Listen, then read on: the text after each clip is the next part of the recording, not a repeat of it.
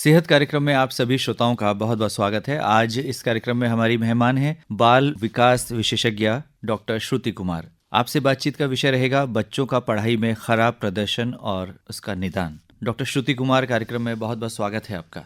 धन्यवाद। डॉक्टर श्रुति कुमार, अब परीक्षा का समय है और अभिभावक भी चिंतित हैं, सरकार भी चिंतित है और हमने देखा कि विगत दिनों एक बहुत ही बड़ा कार्यक्रम, राष्ट्रीय कार्यक्रम जिसे हम कह सकते हैं, वो आयोजित किया गया। प्रधानमंत्री ने स्वयं बच्चों से बात की और ये निकल कर आया कि स्ट्रेस एक बहुत बड़ा कारण है जिससे प्रदर्शन प्रभावित होता है। हम बच्चों की बात करेंगे।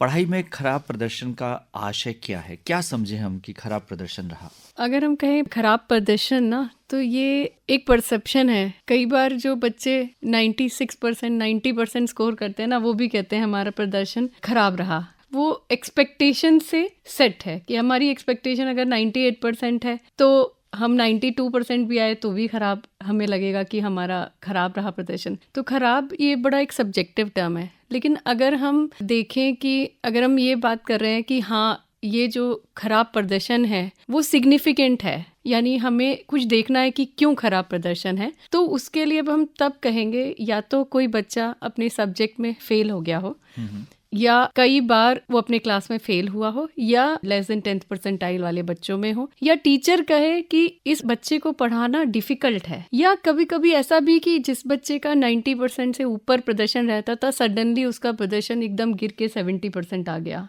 तो हो सकता है कोई कारण हो जो हमें देखना पड़े। तो खराब प्रदर्शन जब हम एज अ मेडिकल पर्सन देखें कि सिग्निफिकेंटली खराब प्रदर्शन है जिसमें हमें कुछ इंटरवेंशन या देखना है कि क्यों है, तो तब हम कहेंगे जब वो एक्चुअल में ये 3-4 मापदंडों पे उतरता है। पढ़ाई में खराब प्रदर्शन का कोई ना कोई आधार होगा, कोई ना कोई कारण होगा, तो मुख्य तौर पर क्या कारण होते हैं? ये बहुत इंपॉर्टेंट चीज आपने कही कि कोई भी बच्चा जानबूझ के पढ़ाई में खराब नहीं करता। तो अगर हम कहें पुअर स्कोलास्टिक परफॉर्मेंस, जो बच्चे की एकेडमिक्स खराब आ रही है, उसको हम अगर देखें तो वो एक सिम्टम है। वो सिम्टम का कारण हमें जरूर इम्पोर्टेंट है कि हम पता करें, और इसके बहुत सारे कारण हो सकते हैं।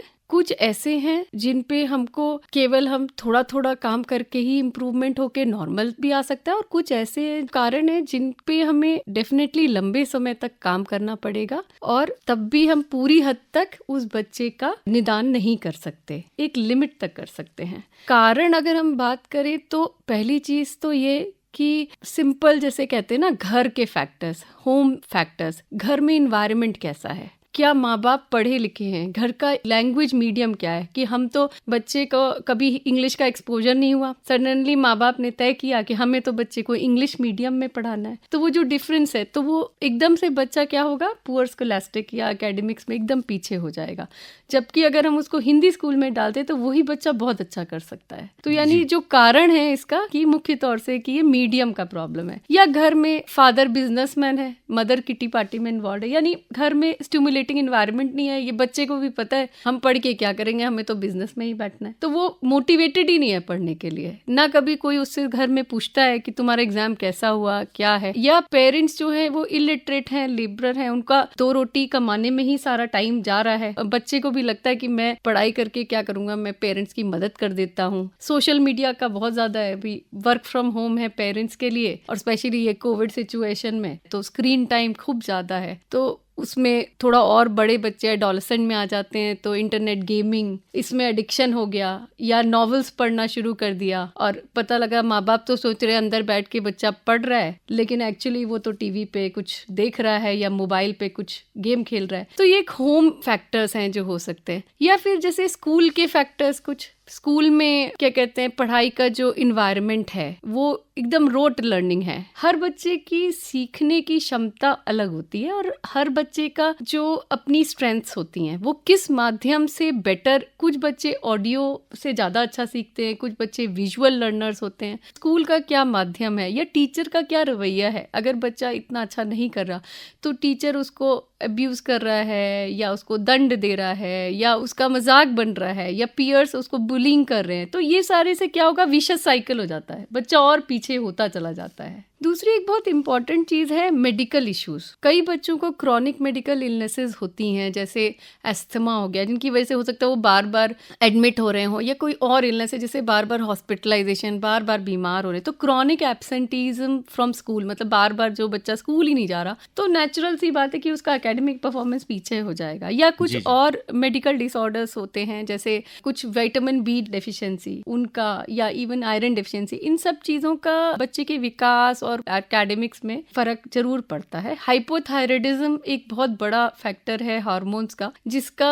Overall development, specially mental development में बच्चों का बहुत फर्क पड़ता है। कई न्यूरोलॉजिकल डिसऑर्डर्स जो कि आमतौर पे हम पिक नहीं कर पाते, उनका जो साइन होता है केवल एकेडमिक्स में डिटीरिएशन। और कई बार बड़े बड़े डिसऑर्डर्स जो होते हैं वो भी इसी तरह से शुरुआत में प्रेजेंट करते हैं, जब तक उनका असली रूप सामने नहीं आता। इनिशियल जो उनका प्रेजेंटेशन है पुअर एकेडमिक्स ही है। तो वो देखना भी बहुत इंपॉर्टेंट है कि कहीं वो न्यूरोलॉजिकल डिसऑर्डर नहीं हो। तो करीब 5 से 7%, 10% तक बच्चे ऐसे हैं जिनको मेडिकल इश्यूज या सीजर है, कन्वल्जन्स है, बच्चे को दौरे पड़ रहे हैं बीच बीच में। तो अगर दौरे पड़ते हैं तो उसकी एकेडमिक्स ऐसे भी नीचे होती जाएगी, प्लस उसको दवाइयां चल रही हैं, उसमें अलग बिहेवियरल इश्यूज आ रहे हैं दवाइयों की वजह से। तो ये कुछ ऐसे कारण हैं जो कि सेल्फ एक्सप्लेनेटरी की उनकी वजह से पुअर एकेडमिक्स हो रही है। उसके अलावा एक ब्रॉड ग्रुप ऑफ डिसऑर्डर्स है जिसको कहते हैं, आप लोग ने सुना होगा, लर्निंग डिसेबिलिटी। करीब 5 से 15% बच्चे जो होते हैं वो लर्निंग डिसेबिलिटी से ग्रसित होते हैं, जिसको हमें रिकॉग्नाइज करना, समझना, आइडेंटिफाई करना बहुत इंपॉर्टेंट है, और उसके हिसाब से हम आगे उनको मैनेज कर सकते हैं। तो लर्निंग डिसेबिलिटी के भी अलग अलग टाइप्स होते हैं, वो हम आगे डिस्कस करेंगे। जी डॉक्टर श्रुति कुमार, बड़े विस्तार से आपने कारणों की बात की। अब ये बहुत महत्वपूर्ण हो जाता है कि उन कारणों को हम चिन्हित करें, आइडेंटिफाई करें और फिर आगे बढ़ें। तो क्या सलाह है आपकी, किस तरह से एक आम अभिभावक अपने बच्चों के पढ़ाई में खराब प्रदर्शन का जो आधार है, कारण है, उसको तय कर सकता है, उसको जान सकता है? पहली बात तो बहुत इम्पॉर्टेंट है कि पेरेंट्स, अगर बच्चा अपने पढ़ाई में पीछे जा रहा है या शुरू से ही पीछे है, ये दोनों चीज़ों में फ़र्क है। एक तो है कि बच्चे को शुरू से ही लर्निंग में प्रॉब्लम आ रही है, यानी जैसे अल्फ़ाबेट सीखने में, नंबर सीखने में या स्पेलिंग सीखने में शुरू से ही प्रॉब्लम आ रही है, तो वो बहुत जल्दी एक चीज़ है जो हम पिकअप कर सकते हैं। दूसरी चीज़ है कि बच्चा शुरू में ठीक था और जैसे जैसे बढ़ रहा है तो वो एकेडमिकली कोप नहीं कर पा रहा और पीछे होता जा रहा है। तो जब भी उनको लगे लर्निंग में या एकेडमिक्स में प्रॉब्लम आ रही है, पेरेंट्स को लगे, दूसरा टीचर्स को समझ में आए कि हाँ, उनके पास क्लास में 40 बच्चे हैं, लेकिन उनके जो 10 बच्चे या 5 बच्चे जो हैं क्लास के, वो ऐसे हैं जो कि बाकी बच्चों से थोड़े अलग लग रहे हैं इन टर्म्स ऑफ एकेडमिक्स, कि वो इतना कोप नहीं कर पा रहे, मतलब को सिखाना थोड़ा डिफिकल्ट हो रहा है, हर तरीके से कोशिश करके भी वो नहीं सीख पा रहे। तो उन पेरेंट्स को अवेयर कराना कि यस, इन बच्चों को आप कंसल्टेशन कराओ कि क्यों ये नहीं सीख पा रहे, वो बहुत इंपॉर्टेंट है। टीचर्स को पेरेंट्स से कंसल्ट करना, और जिन पेरेंट्स को समझ में आ रहा है या टीचर्स के द्वारा बताया जा रहा है तो वो आगे चल के कंसल्टेशन ले, वो एक बहुत इंपॉर्टेंट चीज़ है। जी डॉक्टर श्रुति कुमार, मूल्यांकन की बात आपने की, इवैल्यूएशन की बात की, तो सबसे पहले अभिभावक कहाँ जाए, किस व्यक्ति से या किस प्रोफेशनल से वो मिले? तो जैसे हम बच्चों के लिए अगर हम मेडिकल में देखें, सबसे पहले हम अपने पीडियाट्रिशियन से ही मिलते हैं, और वो रेगुलर हम चेकअप पीडियाट्रिशियन को, चाहे वो बीमारी हो चाहे वो वैक्सीनेशन, हम जाते ही हैं। तो आई थिंक वही फर्स्ट कांटेक्ट होना चाहिए कि अगर कोई भी दिक्कत आपको लग रहा है बच्चे के स्कूल परफॉर्मेंस में हो रही है, तो आप अपने सबसे पहले अपने पीडियाट्रिशियन के पास जाएं। तो उसमें 2 प्रॉब्लम्स आपकी इवेल्युएट हो जाएंगी। पहली चीज तो कोई मेडिकल इश्यू नहीं है, क्योंकि पीडियाट्रिशियन एक तो आपका रेगुलर पीडियाट्रिशियन है, वो फुल्ली मेडिकली इवेल्युएट कर सकता है। कोई हियरिंग प्रॉब्लम तो नहीं है, कोई विजन प्रॉब्लम तो नहीं। कई बार ऐसा होता है कि और कुछ नहीं होता, केवल हियरिंग या विजन प्रॉब्लम होता है, जिसकी वजह से भी स्कोलास्टिक्स पीछे जा सकता है। या कोई और मेडिकल इलनेस तो नहीं है, थायराइड का जो मैंने बोला, हाइपो, तो ये सारी चीजें एटलीस्ट मेडिकल जो है, और एक प्रिलिमिनरी बेसिक न्यूरोलॉजिकल एग्जामिनेशन भी पीडियाट्रिशियन कर सकता है, जिससे हमें कोई मेडिकल इलनेस से हमने जो बात करी वो रूल आउट हो जाती हैं। उसके बाद अगर उसको लगता है कोई मेडिकल इलनेस नहीं है और बच्चा फिर भी एकेडमिकली पुअर है, तो फिर आगे वो डेवलपमेंटल पीडियाट्रिशियन एंड साइकोलॉजिस्ट के पास रेफर कर सकता है फर्दर इवैल्यूएशन के लिए। जी, तो इलाज क्या है ऐसे में? तो पहले तो बात हम करेंगे कि अगर कोई बच्चा रेफर होता है टू डेवलपमेंटल पीडियाट्रिशियन और साइकोलॉजिस्ट, तो हमने बताया इतने सारे कारण हो सकते हैं। तो इलाज डिपेंड करेगा कि कारण क्या है, उस पे हम एड्रेस करेंगे। इवैल्यूएशन जो होता है एक बहुत डिटेल इवैल्यूएशन होता है, जिसमें एक मल्टी डिसिप्लिनरी टीम इन्वॉल्व होनी चाहिए, जिसका मूल सूत्र होता है डेवलपमेंटल पीडियाट्रिशियन। उसमें फिर साथ में होता है क्लिनिकल साइकोलॉजिस्ट, एक स्पेशल एजुकेटर, और कभी कभी हमें ऑक्यूपेशनल थेरेपिस्ट की भी जरूरत पड़ती है। ये एक मल्टी डिसिप्लिनरी टीम होती है जो इसको इवैल्यूएट करता है। जब हम medical illnesses, vision, hearing, thyroid, ये सब रूल आउट कर लेते हैं और कोई सीजर या कुछ और नहीं है, तब फिर हम उसको एक्चुअली इवैल्यूएट करते हैं फॉर आइदर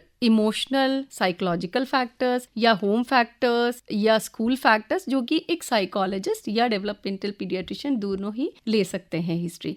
तो जब भी बच्चा हमारे पास आता है एज अ डेवलपमेंटल पीडियाट्रिशियन या विकास विशेषज्ञ, हम एक डिटेल हिस्ट्री लेते हैं शुरू से बच्चे की, जिसमें हम होलिस्टिक हिस्ट्री लेते हैं कि बच्चे का बर्थ कैसे हुआ था, बच्चे का प्री मैच्योर तो नहीं था, बच्चा जब उसका डेवलपमेंट हुआ तो उसका डेवलपमेंट कैसा था, उसका चलना, बैठना, उसका बोलना, ये सब कैसे हुआ था। क्योंकि लैंग्वेज एंड कम्युनिकेशन एक बहुत बड़ा रोल प्ले करता है हमारा लर्निंग में। जितनी हमारी लर्निंग होती है वो सारी लैंग्वेज बेस्ड होती है। तो जिन बच्चों को देखा गया है कि स्पीच एंड लैंग्वेज डिले होता है, उनमें से 50-60% बच्चों को आगे चल के लर्निंग प्रॉब्लम्स हो सकती हैं। भले ही वो स्पीच डिले जो होता है केवल एक्सप्रेसिव लैंग्वेज डिले हो, मतलब बच्चे को समझ पूरी है, इंटेलिजेंस पूरी है, लेकिन बोल नहीं पा रहा है, उन बच्चों को, और आगे चल के उनकी स्पीच आ भी जा रही है, ऐसा नहीं बट फिर भी जो बहुत सारी स्टडीज में देखा गया कि उन बच्चों को भी आगे चल के लर्निंग डिसेबिलिटी या लर्निंग डिफिकल्टीज आती हैं। तो वो एक जो हम हिस्ट्री लेते हैं तो उसमें सारा लैंग्वेज। दूसरा एक हमारा कारण जो पुअर स्कोलास्टिक्स का होता है कि बच्चे का जो बुद्धि है वो ही इतनी कैपेबिलिटी इतनी है ही नहीं। तो एक उसका डेवलपमेंट, अगर जैसे उसने देर में ही सब काम किया, चला भी देर में, वो बोला भी देर में, तो आगे चल के चांसेस हैं कि उसका जो IQ लेवल है वो उतना नहीं है या वो स्लो लर्नर है। तो दो टर्म्स हैं यहाँ पे, एक तो होता है मंद बुद्धि और दूसरा होता है गतिबंद बच्चा, जिसको हम मेंटल रिटार्डेशन कहते हैं, कि बच्चा उसका IQ ही कम है, समझ ही कम है। दूसरा होता है कि वो समझ ठीक है बट स्लो लर्नर है। तो जो स्लो लर्नर्स होते हैं उनकी बॉर्डर लाइन IQ होती है, लेकिन उनको पढ़ाने का तरीका थोड़ा सा डिफरेंट होता है। तो उसके लिए जो हम असेसमेंट करते हैं, जो क्लिनिकल साइकोलॉजिस्ट करते हैं, वो एक करते हैं IQ टेस्ट। तो पहला जो टेस्ट होता है वो IQ होता है। अगर वो IQ कम है या स्लो लर्नर की रेंज में आ रहा है या इंटेलेक्चुअल डिसेबिलिटी या मेंटल रिटार्डेशन जिसे पहले कहते हैं उस रेंज में आता है, तो उसका जो एकेडमिक्स पुअर होने का कारण वहीं पे आ जाता है। तो उसको फिर हम डिपेंड करता है कि क्या लेवल है, क्या IQ है, तो उस हिसाब से हम उसका इंटरवेंशन या मैनेजमेंट करते हैं। अगर उसका IQ नॉर्मल आता है तब फिर हम उसका नेक्स्ट लेवल पे जाते हैं कि एकेडमिक्स पे फोकस करते हैं कि एकेडमिक अचीवमेंट कैसा है। तो फिर हम उसके डिफरेंट टेस्ट होते हैं जिनको कहते हैं एकेडमिक अचीवमेंट टेस्ट, वो कैरी आउट करते हैं। वो कई तरह के टेस्ट हो सकते हैं, अलग अलग डिपेंड करता है साइकोलॉजिस्ट क्या यूज करते हैं। जो हमारा CBSE बोर्ड या ICSE बोर्ड मानता है वो निम्हांस लर्निंग डिसेबिलिटी बैटरी है, तो वो हम लर्निंग डिसेबिलिटी के लिए इवैल्यूएशन कर रहे हैं। तो लर्निंग डिसेबिलिटी का क्राइटेरिया ये होता है कि बच्चे की IQ नॉर्मल है, लेकिन फिर भी उसका जो एकेडमिक अचीवमेंट है वो अपने IQ लेवल से 2 ग्रेड पीछे है, तब हम उसको लर्निंग डिसेबिलिटी लेबल करते हैं। और लर्निंग डिसेबिलिटी लेबल करने के पहले बाकी जो मेडिकल इलनेस है वो सब हमने रूल आउट कर ली। तो वो फिर हम, अगर लर्निंग डिसेबिलिटी आता है तब हम फिर उसको फर्दर इंटरवेंशन, जो कि रेमेडिएशन बोलते हैं, जो कि special educator, psychologist and occupational therapist तीनों की टीम मिलके करती है, वो हम करते हैं। तो इसके अलावा कोई अगर इमोशनल फैक्टर्स, कोई एंजाइटी, और हम कोमॉर्बिडिटीज भी देखते हैं। कई बार क्या होता है, कोमॉर्बिडिटीज मतलब हमारी लर्निंग डिसेबिलिटी सपोज है या स्लो लर्नर है बच्चा, लेकिन अलोंग दैट क्या हुआ कि बच्चा स्लो लर्नर है, स्कूल में परफॉर्मेंस कम हुई, पेरेंट्स के संग एंजाइटी आई, तो उसको साथ में एंजाइटी शुरू होनी, सेल्फ स्टीम लो हो गई, मोटिवेशन लो हो गया। एक ये विशेष साइकिल चलता जाता है कि सेल्फ स्टीम कम हुई, मोटिवेशन कम हुआ, एंजाइटी आई, तो बच्चे ने परफॉर्मेंस और नीचे गिर गया और नीचे। तो वो सारे जो इश्यूज हैं वो भी हम एड्रेस करते हैं। और लर्निंग डिसेबिलिटी के संग संग कुछ कोमॉर्बिडिटीज होती हैं, जैसे attention deficit hyper activity disorder. ये एक ऐसी डिसऑर्डर है जिसमें बच्चे की अटेंशन थोड़ी पुअर होती है या डिस्ट्रैक्टिबिलिटी बहुत होती है। वो भी एक कारण होता है कि केवल अटेंशन की वजह से बच्चा परफॉर्मेंस कम हो जाए, या अटेंशन डेफिसिट लर्निंग डिसेबिलिटी के संग वो उस चीज को और बढ़ा देती है। तो दोनों ही एड्रेस करने बहुत इंपॉर्टेंट है। डॉक्टर श्रुति कुमार, इसमें सबसे महत्वपूर्ण बात जो समझ में आती है कि हम जल्दी कारण को पकड़ लें, यानी अर्ली आइडेंटिफिकेशन ऑफ डिसऑर्डर। तो ये कब तक पहचान में आ जाना चाहिए ताकि समय से हम इलाज आरंभ कर सकें? अगर हम कहें कि हमें लर्निंग डिसेबिलिटी या ये डिसऑर्डर्स लेबल करने हैं, तो यूजुअली जब बच्चा एकेडमिक्स में क्लास 2 ऑनवर्ड्स होता है या 7 to 8 ईयर्स, तब हम लेबल कर सकते हैं। बट अगर हम बात करें कि हमें अर्ली इंटरवेंशन करना है, तो उसमें हमें लेबल करने की जरूरत नहीं है। हम एट रिस्क करके भी उसको इंटरवेंशन शुरू कर सकते हैं। तो सबसे पहले जो रेड फ्लैग्स कहते हैं कि हम अर्ली आइडेंटिफाई कर सकते हैं कि बच्चे का जब लर्निंग स्टेज होता है तो उसमें स्पीच डिले आ रही है, या स्पीच क्लैरिटी नहीं है, आर्टिकुलेशन मतलब क्लियर नहीं बोल रहा बच्चा, फ्लुएंसी नहीं है बोलने में। तो लैंग्वेज डिसऑर्डर, तो लैंग्वेज कैसी डेवलप हो रही है, वो एक बहुत इंपॉर्टेंट रेड फ्लैग है जहां हम बच्चे को तुरंत उसको दिखाना चाहिए हमें। दूसरी चीज, बच्चे को लर्निंग में, जैसे जब बच्चा छोटा होता है तो वो काउंटिंग सीखता है, नंबर सीखता है, अल्फाबेट्स ABCD सीखता है, या राइम सीखता है। इन बच्चों को राइमिंग में बड़ी डिफिकल्ट होती है, वो राइम्स नहीं सीख पाते इतने अच्छे से, काउंटिंग नहीं सीख पाते या अल्फाबेट। तो नॉर्मली 3 से 4 साल वाले बच्चे जल्दी जल्दी राइम सीखना, अल्फाबेट सीखना, नंबर सीक्वेंस सीखना। 4 से 5 साल बच्चों में थोड़े rhyming words, cat, bat, rat, ये सारे सीखना, थोड़ा थोड़ा पढ़ना, ये सारी चीजें आने लगती हैं। तो अगर ये बच्चा डिफिकल्ट टू टीच है या इसमें मुश्किल हो रही है, पेरेंट्स को बहुत एफर्ट डालना पड़ रहा है तब सीख पा रहा है या नहीं सीख पा रहा, तो उसको जरूर इवैल्यूएट करना चाहिए। आप स्वयं नेशनल ट्रेनर हैं, इंडियन एकेडमी ऑफ पेडिट्रिशियंस। आप शिक्षकों की इसमें क्या भूमिका देखती हैं, अभिभावकों की और पूरे समाज की क्या भूमिका हो सकती है? इसमें टीचर्स का बहुत बड़ा रोल है, क्योंकि पहली चीज तो ये टीचर्स को ये रिस्पॉन्सिबिलिटी लेनी चाहिए कि जितने भी बच्चे क्लास में हैं, जिस भी लेवल के हैं, वो सब उनकी रिस्पॉन्सिबिलिटी है, चाहे वो इतने अच्छे पढ़ाई में कर रहे हो चाहे वो नहीं कर। और अगेन मैं फिर से यही कहूंगी कि कोई भी बच्चा खराब जानबूझ के नहीं करता, क्योंकि टीचर बच्चे के संग 6 घंटे 7 घंटे रहती है, तो उसको एक बच्चे को हर एस्पेक्ट से, सोशली, इमोशनली, एकेडमिकली, हर तरीके से देखना चाहिए और उसके लिए सेंसिटिविटी भी होनी चाहिए बच्चों के लिए, तभी वो उसको आइडेंटिफाई करके उस पे काम कर सकती है। दूसरा, टीचर को अगर उसको लगता है कोई बच्चा है डिफिकल्ट टू टीच या किसी को लर्निंग की प्रॉब्लम्स आ रही, तो वो अपने स्तर पे छोटी छोटी चीजें जरूर कर सकती है। जैसे उसको फ्रंट सीट पे बिठाना, उसके आसपास ऐसे बच्चा बिठाना जो कि थोड़ा सा बेटर हो एकेडमिकली और थोड़ा डिसिप्लिन्ड हो, जिससे वो थोड़ी सी उसको हेल्प कर सके। अगर टीचर को लगता है कि बच्चा डिस्ट्रैक्ट बहुत होता है, तो उसको डोर्स, विंडोज, इनसे थोड़ा सा दूर बिठाना। प्लस पॉजिटिव रीइंफोर्समेंट बहुत अच्छा काम करता है बच्चों में, चाहे वो किसी भी चीज के लिए हो। कि हम हर बच्चे को कहते रहे ना, ये नहीं करना, वो नहीं करना, तुमने ऐसे कर दिया, तुमने ऐसे, वो काम नहीं करता। अगर हम ये बच्चे को यही ना कह के कि तुम ये मत करो, अगर हम ये कह दें कि तुम ये करो, तो ये एक बहुत अच्छी भूमिका होती है। तो अगर बच्चे ने 4 पेजेस खराब किए लेकिन एक पेज बड़ा अच्छा लगा और टीचर ने उसमें एक स्माइली बना के, अरे वाह, you have done such a good job today, आज तुमने इतना अच्छा किया, तो एक बच्चे को मोटिवेशन मिलता है कि हम और अच्छा करें। दूसरी चीज, टीचर को ये समझना कि हर बच्चे के अपने स्ट्रेंथ्स होते हैं, ठीक है, तो वो जो स्ट्रेंथ है उस पे ज्यादा फोकस करना और उसको ज्यादा अप्रिशिएट करना, जिससे वीकनेसेस पे फिर हम काम कर सके। प्लस क्लास में बच्चा ह्यूमिलिएट, अगर पता है कि रीडिंग उसको डिफिकल्ट है और टीचर उसी को बोल रहा है चलो उठ के क्लास में